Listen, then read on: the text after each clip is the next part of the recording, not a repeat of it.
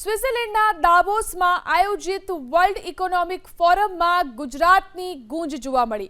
નાયબ મુખ્યમંત્રી હર્ષ સંઘવીએ ભારતનું નેતૃત્વ કરતા ઇન્ડિયા પેવેલિયન ખાતે સંબોધન કરી ગુજરાત અને દેશનો ડંકો વગાડ્યો। નરેન્દ્રભાઈ મોદીના નેતૃત્વમાં ગુજરાત અને ભારતમાં રોકાણની અપાર તકો હોવાની વાત હર્ષ સંઘવીએ કરી। સાથે જ ઓછું ભણેલાનો રાજકીય ટોણો જેમના પર લાગે છે તેવા હર્ષ સંઘવીનું ઇન્ટરનેશનલ પ્લેટફોર્મ પર અંગ્રેજીમાં ભાષણ સોશિયલ મીડિયા ઉપર પણ સકારાત્મક ચર્ચા જગાવી રહ્યું છે।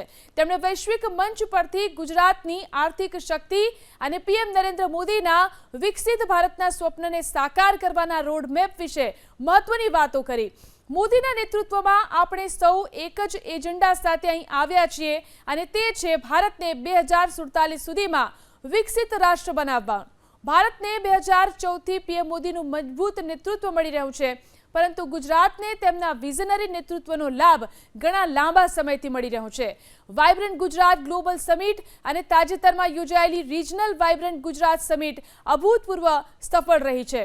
આ રિજનલ વાઇબ્રન્ટ સમિટમાં અંદાજે 11 લાખ કરોડ રૂપિયાના એમઓયુ થયા છે, જે સાબિત કરે છે કે ગુજરાત રોકાણકારો માટે પ્રથમ પસંદગીનું સ્થળ છે।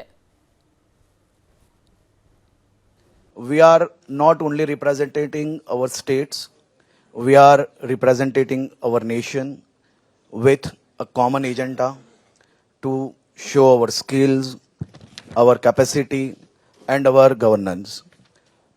If we talk about Gujarat, then Gujarat is having a clear message. Gujarat is having a strong investment legacy.